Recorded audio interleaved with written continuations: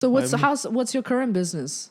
I have a marketing agency, a digital marketing agency. So who are you? Like, what kind of clients do you deal with? I mainly work with real estate agents and medical practices. I should have met you businesses. before. I used to be a real estate agent. Nice. How did that go?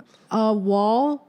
I was selling more than 10 houses a year, which is pretty good. Here in San Francisco. San Francisco. Okay. But then, I mean, that wasn't what I wanted to do. Eventually, I wanted to do comedy and writing. So I quit that. But I remember I spent, like, marketing is the number one. Because there's nothing, like, there's so many agents. It all comes down to... Yeah, look at me. So what do you do? Like, so basically, I help these clients get leads either for buyers or for sellers of properties.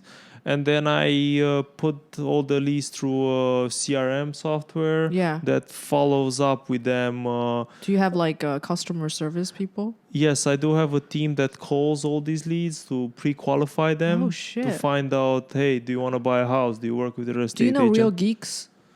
Not really. Okay, but there are a lot of like different servicing companies who does like a customizable website, like MLS, ADX websites. No, I don't do websites. I'm basically just using an ad. Yeah. I get the lead, meaning phone number, email, and name. Where did you put the ad? Mainly on Facebook, because that gets the best results. And then we send them, we have like a little hook, like 5 reasons to sell your house, 10 reasons. Content marketing. Yeah. And then I send like a couple of videos with this agent to the lead saying, hey, my name is, thank you very much for opting in. I will call you shortly. Yeah. So it builds trust between the parties. And then when my team calls them, it's like, hey, this is Samantha. I'm calling you on behalf. Are they from the Philippines? No, they're actually from San Diego. Oh, you use local people, because I used to have a virtual assistant from the Philippines to do the callings for me. I do have a virtual assistant to help me get clients. Yeah. So she does the email inbound. She talks to them, so she can set appointments so I can talk to them. Because you were here for less than 2 years. Like, how did you already? You're so business minded. Like, how do you already get this business up and running without knowing anybody here? Yeah, but I don't need to know anyone here, to start this business realistically.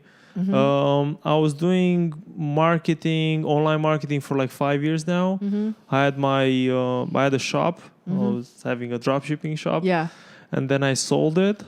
And I realized that a lot of my friends were asking me, like, oh, how did you make it? Can you help me? Yeah. Initially, when I started, I kind of didn't know anything. And everyone was like, man, well, you don't have a job now. You're just spending money online. Yeah. And then when they saw that I was making money, I don't know, at one point I was making like $5,000 in sales per day. Jeez. And they were like, shocked. It's like, I make that much in a month. Yeah. And everyone was asking me, hey, help me.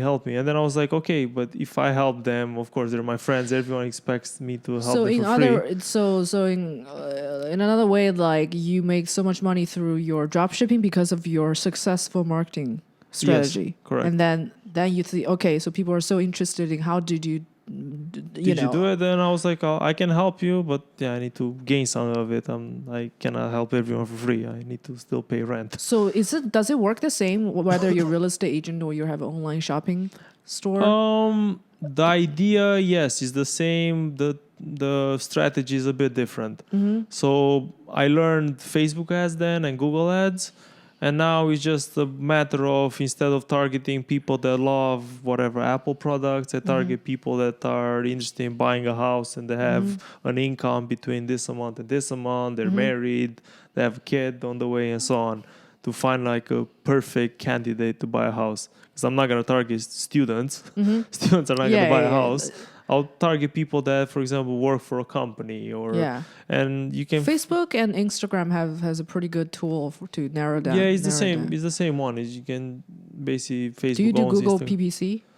Yes, Google is the most expensive one out of all of them, and it depends on what kind of company you have. It depends if it's gonna work or not. For example, it works very good for lawyers and IT companies. Not that much for real estate agents, because you're not gonna Google and say like, "Hey, this is Bob. I want to sell your house." How do you compete with Zillow or Trulia? Zillow and Trulia are like the number one. Zillow Trulia already is one company, the number one real estate company like website in the world. So you typing any address, you're gonna go to Zillow. Well, Zillow, they also have like a marketing because system. I advertises on Zillow before. I have to pay them thousands of dollars a month. Yes, yeah, and that's how it works. Very expensive. So basically, depending on your location on Zillow, they might send you 1 lead per month or 10 leads a month. Yeah. But the only thing they do is they're just waiting for someone to opt in their software, and they're like, you're interested in this zip code. Yeah. We'll send you to this person.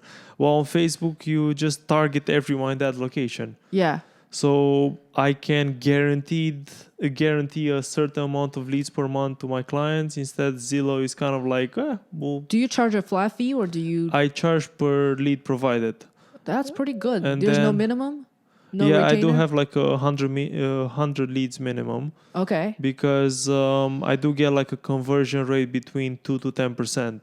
That's usually like 4%. 4 to 8% is like a pretty reasonable when it comes to real estate. So if clients. they order only 10 leads, they might get like maybe like 1 What or area 0. are you doing? California? No, I do all over the United States. The only thing I don't do is I don't work with 2 agents that are in the same location because then I'll compete with myself. Got it. Because I'm using the same strategy for everyone. Of course, depending on their area, I might change a few things. But there are like so many locations. Like only Orange County has like 80 pools. Yeah, they're called.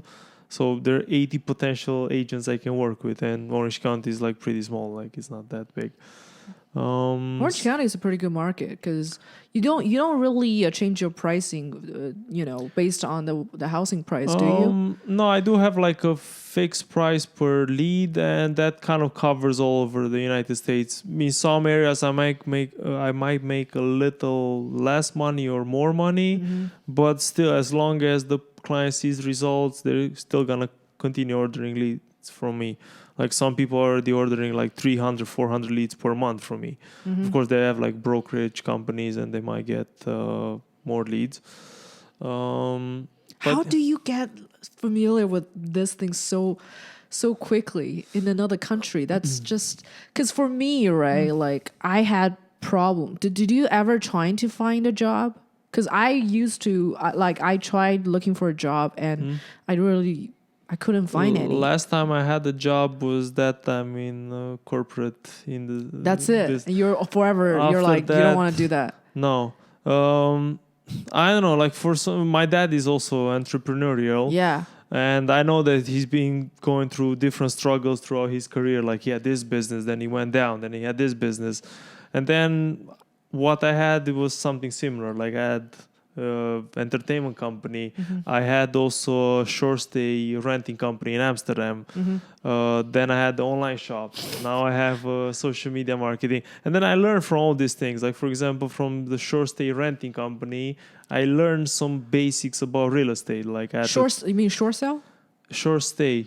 What so does that basically, mean? I was renting apartments from owners, and then I was renting them on Airbnb. Short stay. Okay. Yeah. So I was paying the owners a premium, and instead of them getting paid $2,000 to rent, I'll pay them $3,000. Yeah. And then I would rent this apartment on Airbnb. But they know that it's being rented on Airbnb. And then I decided to do like a split thing with them. I was telling them, okay, I'll pay you 50% of all. Because there are like a lot of people that have like 10 apartments and they don't do nothing with them. Wow. They cannot find people. And then they prefer to have it rented for 10 days a month and get all their money. And then the rest of the time they can, hang around.